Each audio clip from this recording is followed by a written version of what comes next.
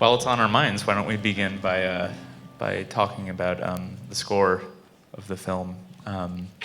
Could you maybe you both could talk a bit about your collaboration on that, and I'd be remiss not to mention that we'll be selling copies of the soundtrack in the lobby after the screening. But yeah.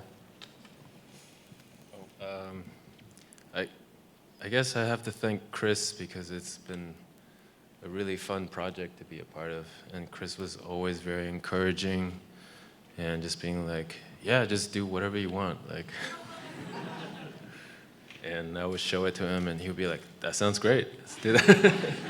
Instead of someone who's trying to, like project their own narrative and forcing other people to abide that kind of narrative. It was a very loving experience working with Chris.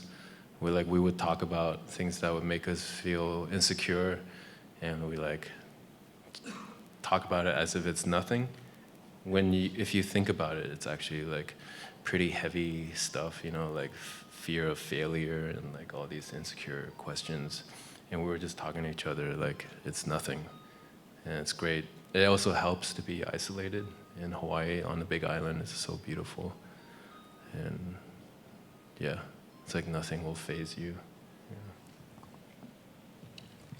Yeah, but I mean, when you have, when you're working with an artist like Alex, you kind of just want to trust that he's gonna bring it. And as a director, I don't think I wanted to. I didn't want to box in the film in any way, Alex's process is very intuitive. My process is very intuitive. And so it just made sense that we would just go with the flow. It was beautiful. Akiko, while we were shooting it, she said, this film is like, it's like we're riding a river and the river is the film.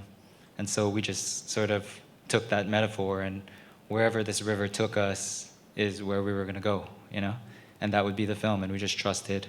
It helps when you have collaborators who are amazing at what they do.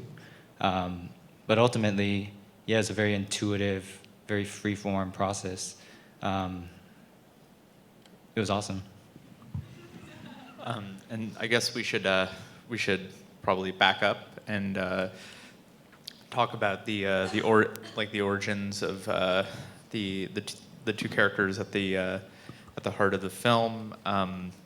When did you decide to build the film around Alex and Akiko? And the fact that this is a fiction, they're playing characters with their names and so on, and it introduces a pretty pronounced documentary component to everything. So maybe could you just talk about that? Yeah, this film came together in a really magical way. I was on the Big Island of Hawaii. I'm from Honolulu. I hadn't been to the Big Island in probably 10 years. But Sarah, our producer, and I, we were location scouting for a different film. And I was looking for like places that reminded me of old Hawaii, like my Hawaii from my childhood. Now Hawaii is very overdeveloped. And so we landed on the Big Island, and we found ourselves staying at Akiko's Buddhist bed and breakfast. And every morning we would sit down in her kitchen, and she would make us coffee and then cut us some fruit that she just picked from her yard. And we would just listen to her tell stories for like an hour or 2 hours. And I just fell in love with her spirit, with her. And she told us about the work she was doing in the community, which is beautiful. And I just fell in love with the place. And, when we just talking story with the community, I just felt deeply, deeply moved by the place, by the island. Something stirred within me. And then it was so weird. About 3 months later, I was back home in Honolulu, and I was on Ancestry.com for some reason. And I was building my family tree, as you do on that website. And I discovered that both sides of my family can trace their roots back to where we were staying. So my great-great-grandfather landed, that's where he landed when he immigrated from Japan. On the other side of my family, my grandmother lived one town over from where Akiko's is. And I had no idea. Like, nobody in my family even told me that we had roots on the Big Island. So at that point, I was like, I'm going to make a film. It's going to be an opportunity for me to learn about this place that I have roots in, but I have no idea. I don't know anything about this island. I don't know anything about this community. And then once I just sort of put it out there in the universe, I'm going to make a film there, things moved very quickly.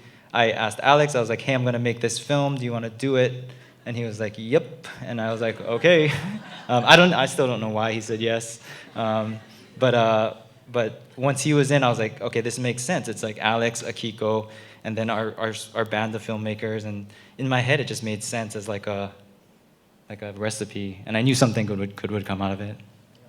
And it seems like, I mean, in addition to the to some of the music and the sounds in the film, there's so much of what's going on in the film happens through like the blocking and composition. You do it a lot with like stillness and distance. So I was hoping you could tell us a bit about your collaboration with your cinematographer Yoon-soo Cho. Yeah, we actually had two DPs. One, Robin, Eun-soo Cho was our lead DP, and then we had another, Jose Asuncion, he was the second camera. But I don't know. I mean, I think ultimately we knew we knew the pace of the film. We knew that it was going to be a film that kept its distance from its characters because we wanted to capture the natural world. And we were less, I mean, we were interested in the characters, but we were almost interested more in the characters in relation to the island, you know? And seeing characters move in space in relation to the island. That's the sort of thing we were interested in. And capturing the island as a character. I mean, ultimately, it's, I think, the main character of the piece. So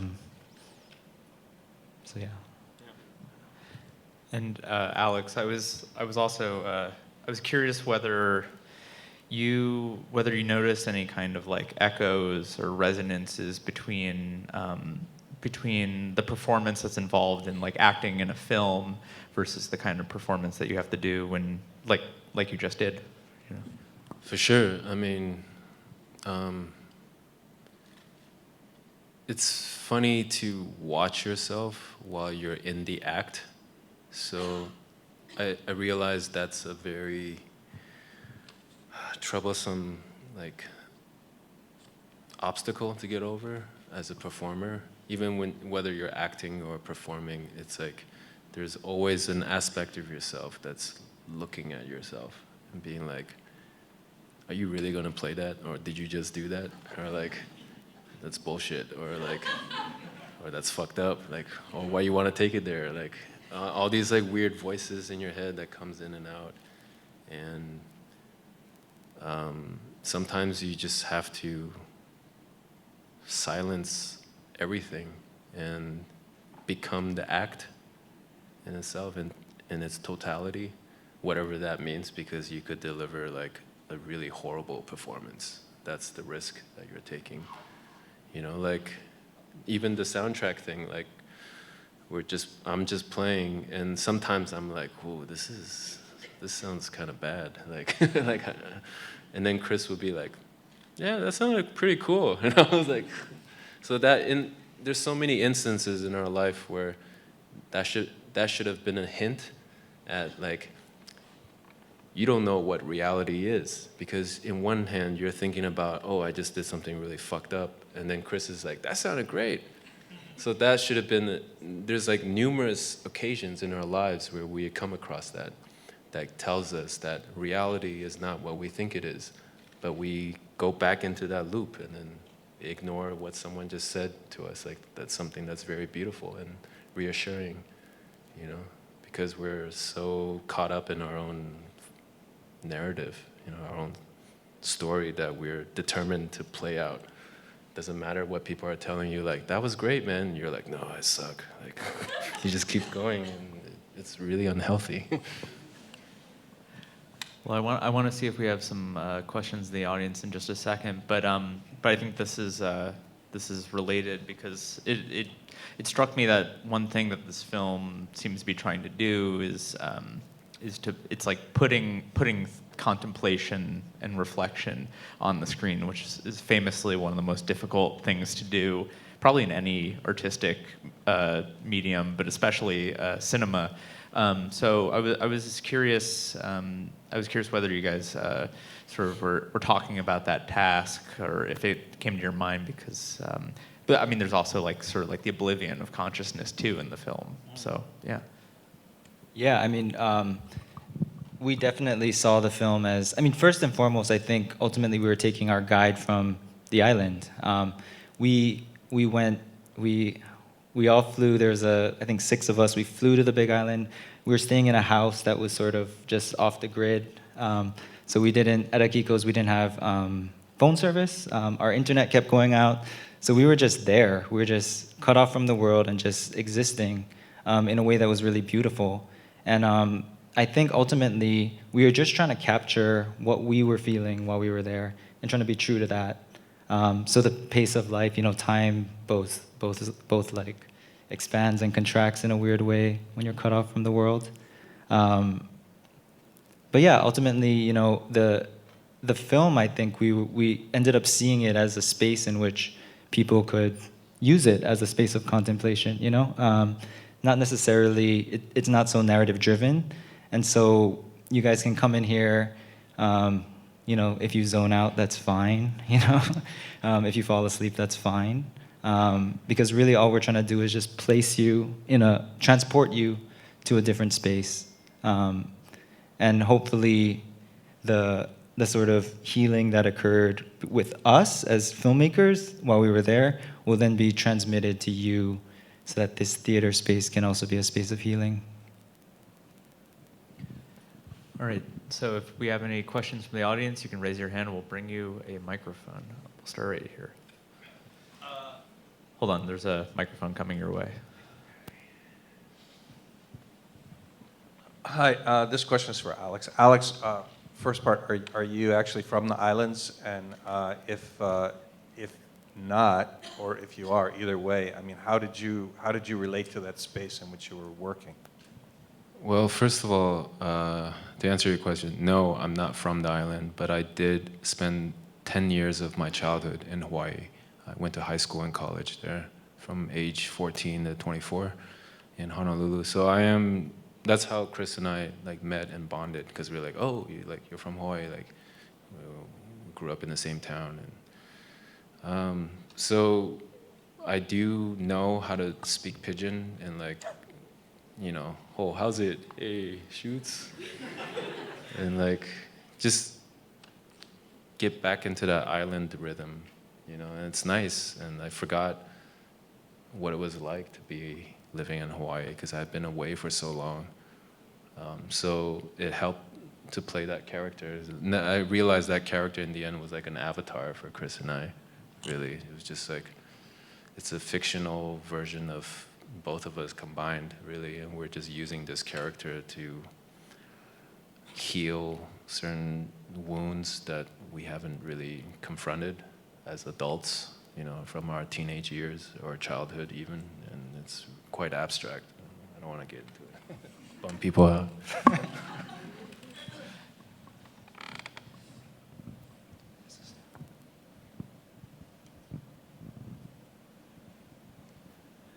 Was there any formal scripting at all, and how many days did you shoot? And at what point did you decide, okay, we've shot enough, or was it just a limited amount of days? Yeah, there was a script. It's the way we did it. I wrote a 10-page treatment, which was essentially a 10-page poem. It didn't make any sense really as a movie, but I sent it to my collaborators, and they said, "Great, we're doing this." And I was like, "Okay, I guess we're doing it." And then I had a script that I had written for myself, and I actually didn't share it with anyone else. And so what I was doing was, in my room, I had note cards on the wall. So I was just tracking the story as we were going along, but allowing it also to just blossom in a natural way. We were there for, I think, 5 weeks. I think 1 week, we came 1 week before Alex and did some stuff with Akiko and just got acclimated to the community. and we were doing all kinds of stuff. Like we were interviewing people. We were doing like that community service stuff. And there's so much more that went into the making of the film than you see on the screen. And all of it sort of is there spiritually, but this is just one glimpse of the entire journey that we took while we were on the island. And so after 5 weeks, we had tickets back to Honolulu, so we had to leave. I think it was time, though.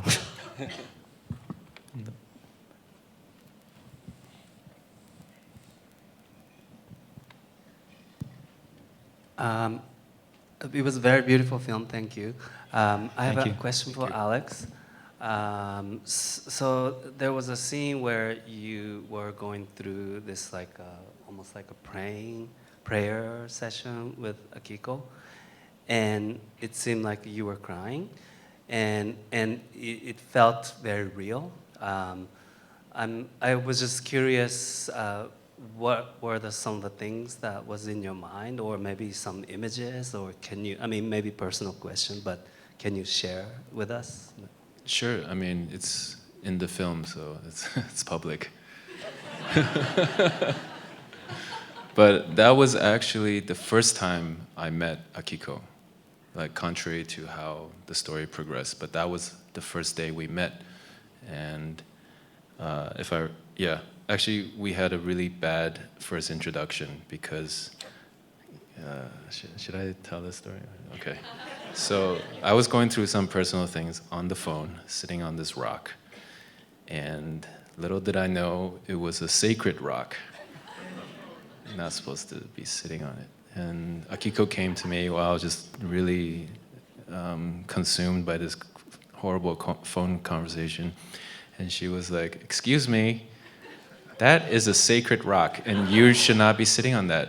And I immediately snapped out of it, and I was like, "Oh, I'm so sorry." And I got up and like went off to the bush, continue the phone conversation. And Akiko told me later on, she was like, I had doubts about you, Alex, when I first met you. I was just like, but then you snapped out of it and you apologized, which I thought was very brave. Like she was like, well, here's a young man who's like willing to admit his own faults and like immediately apologize, and then she's like, there's still some hope in you. Yeah, and that was our first introduction to each other. Yeah, I mean, after Alex told me that story, I was like, oh, I guess this film's gonna be about two people who don't like each other.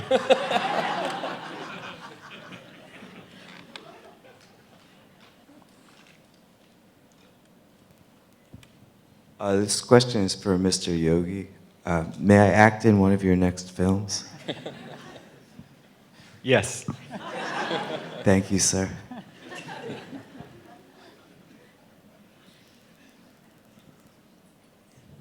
Right in the middle.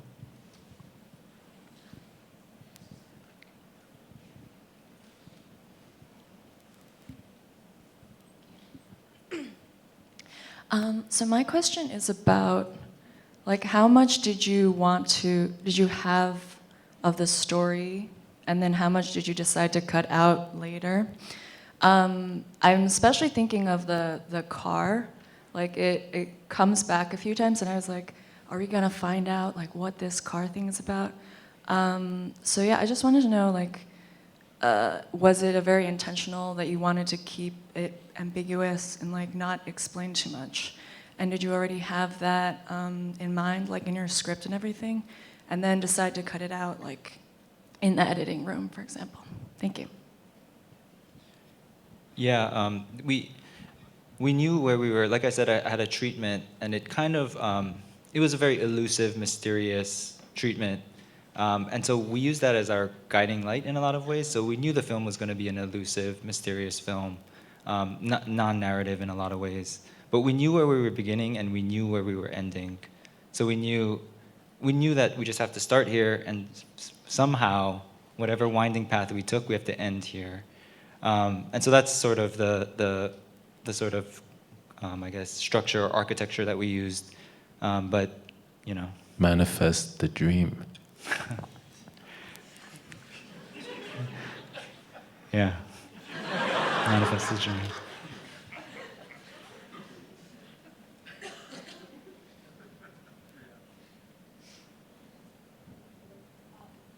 Aloha. I have to know Aloha. one thing. What high schools you guys went grad? Just to put it That's a out, very I Hawaii went question. McKinley, That's and a then I very wanted Hawaii to know, question. coming from. Are you gonna judge us immediately after we tell you what high school? No, it's not like that. But I want to know, like, coming from Oahu and being like towny kind people, and then going Hawaii Island. Did you get any kind of like kickbacks from Hawaii Island people? Like, oh, these freaking Oahu people coming over here, filmmaking. I don't like that. Yeah. I mean, there's people asking like, why did you guys shoot the ocean for so long? Like, oh, what's that mean? Like, but I think Akiko answered like the best. Like Akiko went to one of the screenings and she was just like, this is the land that you were born in, and this is the land that raised you. If you get bored looking at your home, then I don't know what else to say to you. And I was like, oh fuck, why didn't I think of that? Like, it's such a good answer, you know? It's just like a mirror. It's like you're looking at yourself. That's why. Iolani, St. Louis. So we didn't actually. They were probably talking behind our backs, maybe. But because Akiko was in the film and she's such a presence in the community on Hawaii Island, it's everybody knows she's like a superstar there. We like go anywhere and everyone knows her. It's crazy. And then we few of our crew members were from Big Island. Easton, who is in that breathing scene with Alex, he was our sound guy. And he was someone that we just wanted to work on the film, but he was such an interesting human. He's a filmmaker himself. He went to Kamehameha schools. He's cool. And we're just like, all right, we love this guy. I was like, Easton, we're going to put you in the film. What do you want to do? And he's like, okay. He's like, okay. I was like, just what do you want to teach Alex? He's like, okay. He's like, got an idea. And then he took us to this lake, and they just started doing that, and we were filming. And I was like, this is fucking amazing. Like, I don't know what is going on right now, but this is fucking awesome. So we tried to incorporate as many locals as we could. He's really amazing. He's amazing. Because he has like such a childlike face. But what you didn't see was underneath that, he's ripped. He has like a six-pack and like he looks like he's like a triathlete. Yeah, he's like totally. He's like yeah. competing in what's that called, Iron Man or something? Iron Man, yeah.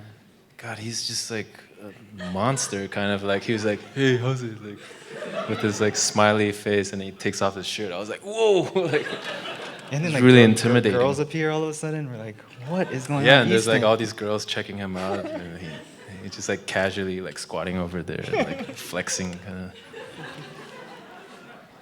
A very special person. All right, we have time for one final question. Let's go in the hat. Yeah.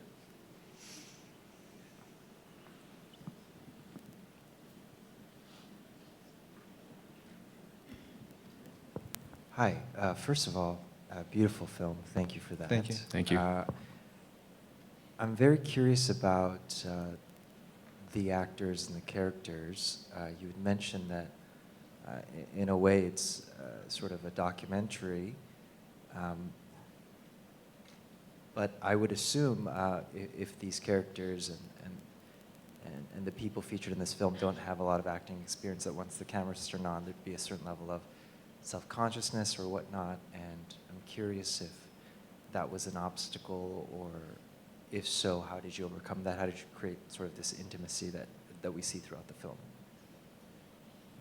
Yeah, that's a good question. I mean, ultimately, it was just about creating an atmosphere of trust. Like I said, it was a very collaborative process, and so I think this film wasn't about any one filmmaker trying to dictate any sort of vision or control over the film. Like I said, we saw it as we were all sort of riding this river together, And because we were in it together, we were all sort of open together. I think there's just this atmosphere of trust, or an element of trust, that I trusted Alex, Alex trusted me, we trusted Akiko, our crew. We were family. And I think ultimately that's the way to make movies, I think. Anyway, go ahead. No, I think just wanted to like chime in on what you said. I think that is like the spirit of life and like filmmaking. It's just you're not supposed to superimpose or force your own narrative over anything. Like, and you'll just suffer from that because it doesn't go the way you want it to go. And when you're open to like all the possibilities around you and you really see the possibilities, the ones that doesn't fit your narrative or ones that doesn't fit your aesthetics or whatever, and they're just like there, and then you really like live and like, or make a film, like a real film, instead of being trapped in like your references or your influences, which is like our personal history, being trapped in like this past, You're just like being open.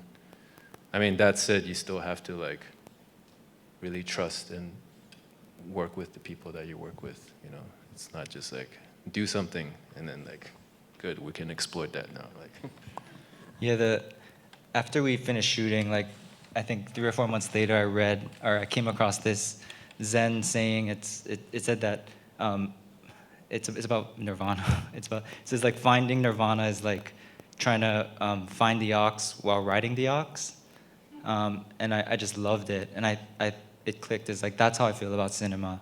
It's like it's not something that you're trying to hunt or control or grab. It's like as filmmakers, like all of us on our team, we just keep our eyes open, keep our hearts open, keep our guts open, and just cinema will reveal itself to us. And I think that's the way in which that's the spirit in which we approach this project. I can think of no better place to leave it. Thank you both for the film. Alex, thank you for the tunes. Yeah, awesome. yeah, thanks for having us. Thank you, everyone. Everyone buy a copy of the soundtrack in the lobby now. And all right, thank you. Thank you.